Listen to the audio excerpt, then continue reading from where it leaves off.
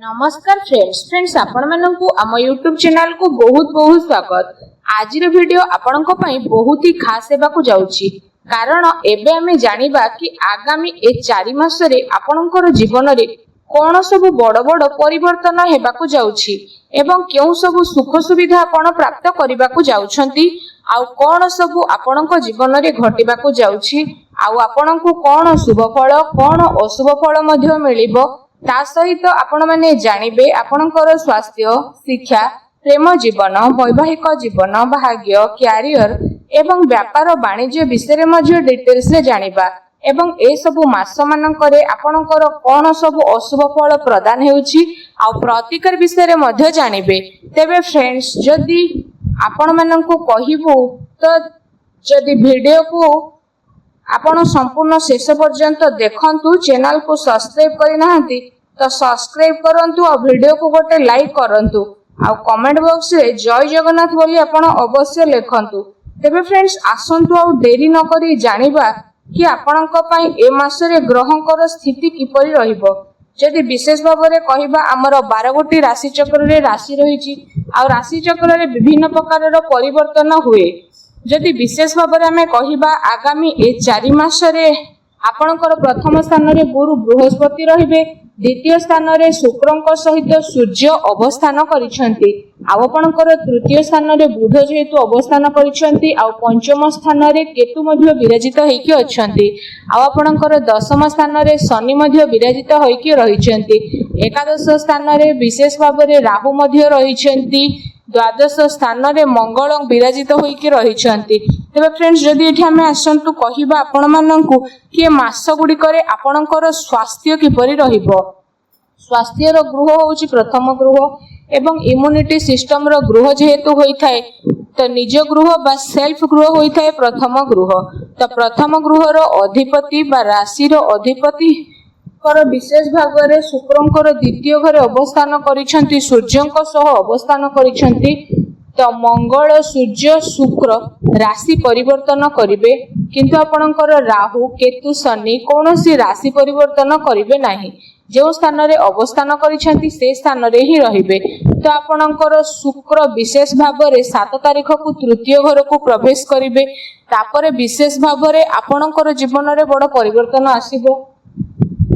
स्वास्थ्यगत समस्या हुए तो किछि देखा दे पारे कारण यात्रा आपण अधिक करिवे काम को नै कि कुआडे बाहर को मध्य जाई पारंती तेनो आपण को दौड़ा दौड़ी करबा को पड़िबो बहुत ही थकापण मध्य देखिबा को मिलिबो आ आपणकर काम प्रेशर रे मध्य मुंड व्यथा समस्या मध्य देखा दे पारे ता सहित आपणकर इम्यूनिटी सिस्टम टिके कम मध्य हेबो। तेनो ए समय रे आपण टिके शरीर प्रति निश्चिंत ध्यान देबा आवश्यक रहिछि। तापरे जेते बेले आपण विशेष भाव रे 1 तारिख रु 25 तारिख विषय रे चतुर्थ ग्रह को जेबे शुक्र आसी जिवे तो आपणकर स्वास्थ्यगत समस्या सेते देखा देबो नाही कारण शुक्र जेहेतु केंद्र को आसीबे भल स्थान को आसीबे तो आपणकर जहा भी किछि समस्या थिला स्वास्थ्य को नै कि पूर्वरु छोटा मोटा जहा भी समस्या थिला तो से सब ठीक हेबा पई लागिबो देखिबा आपणकर शरीर बहुत ही भल रहइबो।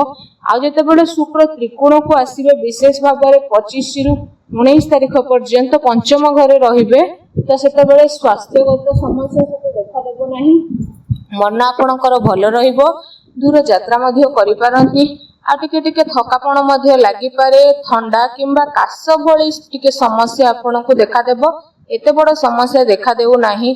ता सहित जदि एठी हमें विशेष भाव रे कहबा 19 रु 13 तारिख रे षष्ठ गृह को जेबे शुक्र आसीबे तो स्वास्थ्य को नै सर्वोत्तम मास बोली मना जेबो कारण जहा भी स्वास्थ्यगत समस्या रहिथिला तो सब किछि दूर होई कि स्वास्थ्य बहुत ही भल रहिबो एवं स्वास्थ्य रे सुधार मध्ये आसीबो।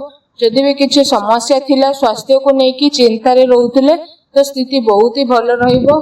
आपण आदे भी व्यस्त हुअंतु नाही स्वास्थ्य को नै कि एबे आसंतु जानि नेबा ए 4 मास आपणकर शिक्षा क्षेत्र किपरि रहिबो। शिक्षा क्षेत्र रो गृह हेउछि पंचम गृह तो पंचम रो अधिपति हेउछंती बुध बुधंकर राशि परिवर्तन हेबो वर्तमान बुध तृतीय स्थान रे रहिछंती परे चतुर्थ परे पंचम एमिति गोचर करिवे किंतु पंचम स्थान रे वर्तमान जेहेतु केतु रहिछंती तो तांकर कोनोसी राशि परिवर्तन हेबो नाही ବହୁ ଦିନ ଧରି ରହିଛନ୍ତି ପଞ୍ଚମ ସ୍ଥାନରେ ଆଉ ବହୁ ଦିନ ପରେ ମଧ୍ୟ ସେ ରହିବେ ପଞ୍ଚମ ସ୍ଥାନରେ। ତ କେତୁ ହେଉଛନ୍ତି ଯେହେତୁ ଛାୟା ଗ୍ରହ, ଅତୁତ ଗ୍ରହ, ପାପୀ ଗ୍ରହ ବୋଲି ମଧ୍ୟ ଯାହାକୁ ମନାଯାଏ, ତ ଆପଣଙ୍କର ମନକୁ ସବୁବେଳେ ସେ ଭଟକେଇବେ। ଆପଣଙ୍କର ମନ ପାଠ ପଢାରେ ଲାଗିବନି, ମନ ଇଆଡେ ସିଆଡେ ଲାଗିବ। ଆପଣଙ୍କର କୌଣସି କାର୍ଯ୍ୟରେ ମନ ଲାଗିବନି, ବିଶେଷ ଭାବରେ ପାଠକୁ ନେଇକି। ଯଦି କିଛି ବି ଡିସିସନ ନେବେ ତ ସେ ଡିସିସନ ଆପଣଙ୍କର ଭୁଲ ହେବ। ତ କେତୁ ପଞ୍ଚମ ଘରେ ବସିବା ମାନେ ଆପଣଙ୍କ ପାଇଁ ସେତେ ଭଲ ନୁହଁ। କିନ୍ତୁ କେତେବେଳେ ଆପଣଙ୍କର ଭଲ ହେବ କି ଯେତେବେଳେ ବିଶେଷ ଭାବରେ 15 ରୁ 16 ଭିତରେ ସ୍ଥିତି ଆପଣଙ୍କର ଭଲ ରହିବ। ପାଠ ପଢାକୁ ନେଇକି ଯାହା ବି କିଛି ନା କିଛି ଭଲ ଦେଖାଦେବ। ଆପଣ କିଛି ଆଡମିସନ ନେବାକୁ ଚାହୁଁଛନ୍ତି ବା କିଛି ଡିସିସନ ନେବାକୁ ଚାହୁଁଛନ୍ତି ବା ପାଠରେ କିଛି ଗୋଟେ ଉନ୍ନତି କରିବା ପାଇଁ ଚାହୁଁଛନ୍ତି କିମ୍ବା ପରିବର୍ତ୍ତନ ମଧ୍ୟ କରିବାକୁ ଚାହୁଁଛନ୍ତି ପାଠକୁ ନେଇକି ବିଶେଷ ଭାବରେ, ବା ଏକ୍ଜାମ ଅଛି, ତ ଏ ସମୟରେ ସ୍ଥିତି ଆପଣଙ୍କ ପାଇଁ ବହୁତ ଭଲ ରହିବ। କାରଣ ସୂର୍ଯ୍ୟ ଆପଣଙ୍କର ଚତୁର୍ଥ ପଞ୍ଚମ ଗ୍ରହରେ ରହିବେ। ଶୁକ୍ର ବୁଧ ମଧ୍ୟ ସୂର୍ଯ୍ୟଙ୍କ ପାଖାପାଖି ଗୋଚର କରିବେ। ତ ଆପଣଙ୍କ ପାଇଁ ବହୁତ ହି ଭଲ ହେବ ସେ ସମୟ ଅବଧି ମଧ୍ୟରେ। କିନ୍ତୁ କେତୁ ଆପଣଙ୍କର ପଞ୍ଚମ ଗୃହରେ ଅଛନ୍ତି ମାନେ ସେ ଯାହା ହେଲେ ବି ଆପଣଙ୍କର ପାଠ ପଢାକୁ ନେଇକି କିଛି ନା କିଛି ସମସ୍ୟା ଦେଖାଦେବେ। କାହିଁକି ନା ମନକୁ ସେ ଭଟକେଇବେ ଆଉ ମନ ଜମାରୁ ପାଠ ପଢାରେ ଲାଗିବନି। ସବୁବେଳେ ଆପଣ ଆଡେ ସାଡେ ଲଗେଇବେ, ମୋବାଇଲ ଧରିବେ, ଟିଭି ଦେଖିବେ, ବୁଲାବୁଲି ମଧ୍ୟ କରିବେ। ତ ଏମିତି ଆପଣ କରିପାରନ୍ତି, କିନ୍ତୁ ନିଜ ଉପରେ ଟିକେ ଧ୍ୟାନ ଦିଅନ୍ତୁ ଯେମିତି ପାଠ ପଢାରେ ଆପଣ ଭଲ ଭାବରେ ଫୋକସ କରିବେ। ସେଥିପ୍ରତି ଆପଣ ନିଜ ଉପରେ ଟିକେ ଧ୍ୟାନ ରଖନ୍ତୁ। ଏହା ସହିତ ଏବେ ଆସନ୍ତୁ ଜାଣିବା ଆପଣଙ୍କର ପ୍ରେମ ଜୀବନ ଏ 4 ମାସରେ କିପରି ରହିବ। ତ ପ୍ରେମ ଜୀବନର ଗୃହ ପଞ୍ଚମ ଗୃହ ହୋଇଥାଏ। ଆଉ ଶିକ୍ଷା କ୍ଷେତ୍ରର ଗୃହ ମଧ୍ୟ ପଞ୍ଚମ କହିଲୁ, କିନ୍ତୁ ପ୍ରେମର ଗୃହ ମଧ୍ୟ ପଞ୍ଚମ ଗ୍ରହ ହୋଇଥାଏ। ତ ପଞ୍ଚମ ଗୃହରେ ଏବେ କେତୁ ଅଛନ୍ତି।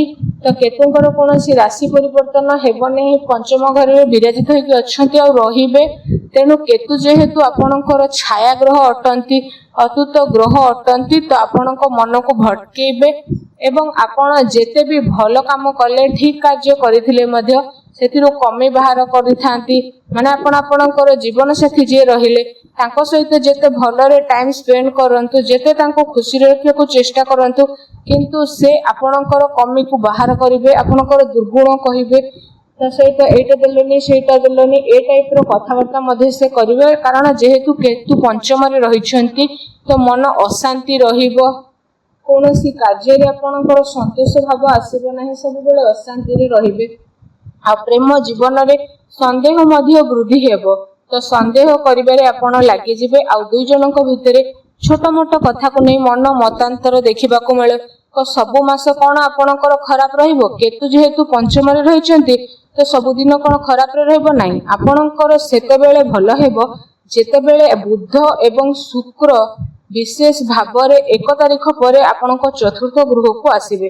ତ ସେତେବେଳେ ସ୍ଥିତି ଆପଣଙ୍କର ବହୁତ ଭଲ ରହିବ। ସେତେ ଖରାପ ନୁହଁ, ଭଲ ରହିବ। ଯାହା ବି କିଛି ସମସ୍ୟା ଥିଲା ସବୁ ଠିକ ହେବ। କିନ୍ତୁ ତା ପୂର୍ବରୁ ଆପଣଙ୍କୁ ଟିକେ ଧ୍ୟାନ ଦେବାକୁ ପଡିବ, ଯେମିତିକି ଆପଣ ଦୁଇ ଜଣଙ୍କ ଭିତରେ ସେମିତି ମନ ମତାନ୍ତର ନ ହେଉ, କଥାବାର୍ତ୍ତା ଯେମିତି ବନ୍ଦ ନ ହେଇଯାଉ। ଝଗଡା ଝାଟି ଯେତେ ବି ହଉ କଥାବାର୍ତ୍ତା ନ ବନ୍ଦ କରିବା ପାଇଁ। ଯଦି ବି ବନ୍ଦ କରୁଛନ୍ତି ଆପଣ, ତ ଆପଣଙ୍କର ବହୁତ ସମସ୍ୟା ଆଗକୁ ମାଡି ଆସିବ। ତ ଆପଣ ଚେଷ୍ଟା କରିବେ ଏସବୁ ପ୍ରତି ଧ୍ୟାନ ଦେବା ପାଇଁ। ଆଉ ଶନି ଆପଣଙ୍କର ପଞ୍ଚମ ଗୃହକୁ ଦୃଷ୍ଟି ଯେହେତୁ ଦେଉନାହାନ୍ତି, ରାହୁ ପଞ୍ଚମ ଗୃହକୁ ଯେହେତୁ ଦୃଷ୍ଟି ଦେଉଛନ୍ତି, ତ ମନରେ ନିଶ୍ଚିନ୍ତ ଭାବରେ ସନ୍ଦେହ ଆସିବ, ସନ୍ଦେହର ବୃଦ୍ଧି ଘଟିବ। ତ ସେଥିପ୍ରତି ଧ୍ୟାନ ଦେବା ନିହାତି ଆବଶ୍ୟକ, ବିଶେଷ ଭାବରେ 1 ତାରିଖ ପୂର୍ବରୁ। ଏହାପରେ ବୁଧ ଯେତେବେଳେ ଚତୁର୍ଥ ଗୃହକୁ ଆସିବେ ଆଉ ପଞ୍ଚମ ଗୃହକୁ ଯିବେ, ତ ଆପଣଙ୍କ ପାଇଁ ବହୁତ ଭଲ ସମୟ ରହିବ।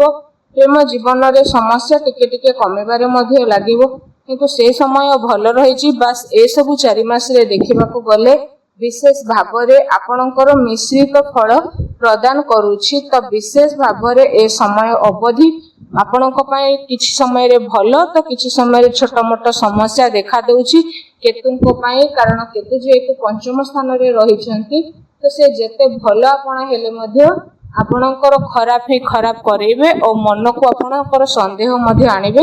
ତ ସେଥିପ୍ରତି ଆପଣ ଧ୍ୟାନ ଦେବା ନିହାତି ଆବଶ୍ୟକତା ରହିଛି। ତେବେ ଫ୍ରେଣ୍ଡସ୍, ଏବେ ଆସନ୍ତୁ ଜାଣିବା କି ଆପଣଙ୍କ ପାଇଁ କଣ ସବୁ ପ୍ରତିକାର ରହିଛି।